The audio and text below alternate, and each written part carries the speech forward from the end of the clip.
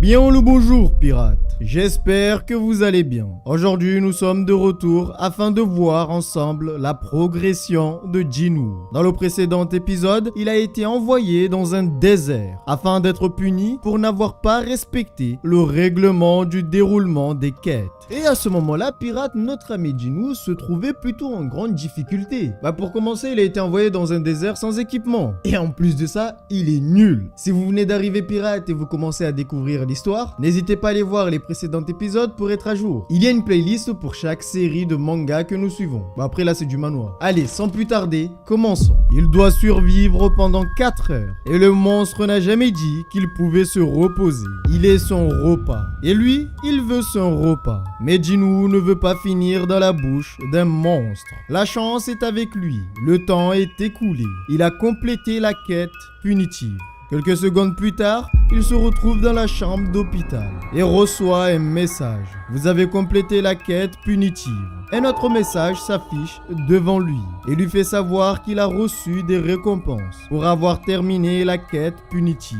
Il est si fatigué qu'il n'a pas pu accepter la récompense. Quelque temps plus tard arrive l'infirmière. Elle le trouve au sol avec du sable partout dans la pièce. Le lendemain, l'information circule dans l'hôpital. Le patient Jinwoo est étrange. Il vient de sortir du coma mais court tous les jours alors qu'il vient à peine de se réveiller. Ils ont entendu que c'était un chasseur et le médecin leur a dit que les chasseurs guérissaient plus vite que la normale et faire des exercices ne lui ferait pas de mal. Encore aujourd'hui, il court. Il pense que si c'est seulement des exercices, tout devrait aller pour lui. Mais il n'en est rien. Ce ne sont pas des exercices comme tous les autres. Ils ne savent pas ce qui se cache derrière. S'il ne fait pas les exercices, la punition risque de tomber sur lui, pirate. S'il ne fait pas les quêtes, il risque d'être renvoyé dans le désert dans lequel il se trouvait avec le même monstre, ou peut-être être envoyé dans un autre endroit encore plus dangereux que le désert.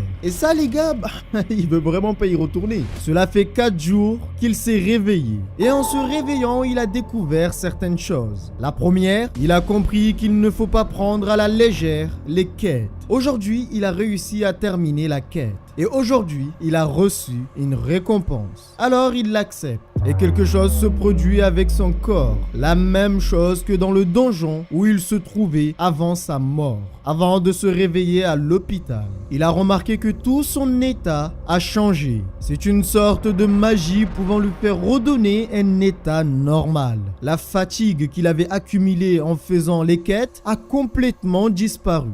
Il a reçu des points de stats, mais aussi une boîte mystère. Avec les points de stats, il peut augmenter n'importe quelle caractéristique. Force, endurance, agilité, intelligence, tout peut être amélioré grâce aux stats obtenus. Il a remarqué qu'il devenait plus fort. Et en devenant plus fort, il obtient encore plus de points de stats. Pas que, car il obtient des compétences, des objets, mais aussi un inventaire dans lequel il peut tout stocker.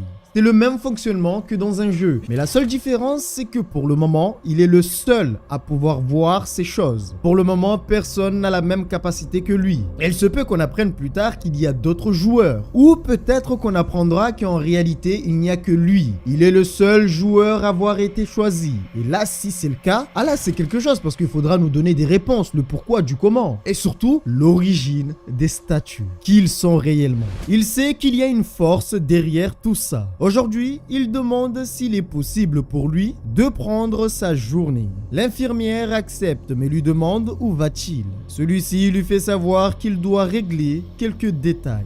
Aujourd'hui, il a obtenu un objet grâce à la boîte mystère et il doit savoir quel est cet objet. Et pour cela, il doit quitter l'hôpital. Enfin dehors, il veut découvrir à quoi sert cet objet. En ouvrant la boîte mystère, il a obtenu une clé. C'est une clé de donjon. Et il faut savoir, pirate, que pour chaque quête journalière effectuée, il obtient un cadeau, une boîte mystère. Et le cadeau dans la boîte mystère peut être n'importe quoi. Une arme, un objet magique ou comme ici, une clé de donjon. Cette clé possède la capacité de générer un donjon instantané sur demande. Mais pour l'utiliser, il est obligé de l'utiliser dans la 3e station, Apjong.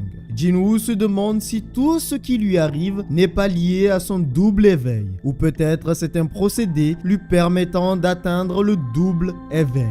Pour lui, si cela lui permet de devenir plus fort, alors cela vaut la peine. Si les autres l'entendaient parler de double éveil, ils pourraient se moquer de lui. Mais lui a confiance en lui-même. Il peut le faire. Si les choses deviennent trop dangereuses, alors il n'hésitera pas à prendre la fuite. Il n'hésitera pas à s'enfuir. Il est temps d'ouvrir le portail. Après avoir utilisé la clé, un portail s'est ouvert devant lui.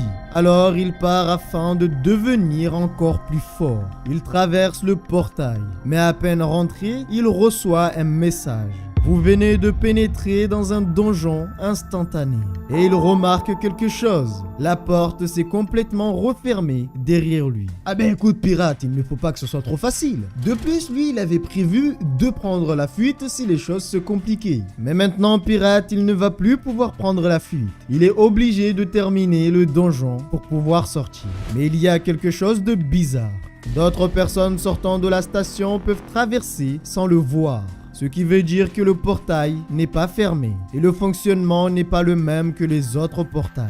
Celui-ci est scellé. Il doit certainement finir la quête avant de pouvoir sortir de là. C'est comme s'il était bloqué dans une autre dimension. Il peut voir les autres, mais eux ne peuvent pas le voir. Ce donjon est beaucoup plus différent par rapport aux autres donjons. Rien de tel n'est arrivé auparavant. C'est du jamais vu pour lui. Cela ressemble au portail rouge. C'est comme s'il était bloqué dans une autre dimension. Il vient de se rendre compte que maintenant, il ne peut plus fuir. La sortie est bloquée. Il reçoit un nouveau message et sur celui-ci, il est dit que vous ne pouvez pas quitter le donjon. Vous devez tuer le boss ou utiliser un cristal de retour. Comment il va pouvoir faire cela? Il a galéré déjà avec des petits monstres de rang E. Comment va-t-il faire pour éliminer un boss? Et surtout, finir le donjon à lui seul. Cela est impossible selon lui. Un passage s'ouvre et il sent l'atmosphère du donjon. Il est temps pour lui d'accepter ce qui lui arrive et enfin rentrer dans ce donjon. Il n'est plus aussi confiant qu'avant. La quête lui demande de le faire seul. Il ne pense pas être capable de le finir seul. Voilà pirates, c'est la fin de cette petite histoire. À partir de la prochaine vidéo, je vais commencer à vous faire des histoires beaucoup plus longues. Étant donné que vous commencez à devenir de plus en plus nombreux, je peux enfin vous proposer plus de contenu. En espérant que la vidéo vous a plu, n'hésitez pas à donner votre avis, votre ressenti en commentaire. Prenez soin de vous pirates et n'oubliez pas que nous sommes des pirates et rien ne peut nous arrêter, même les donjons instantanés.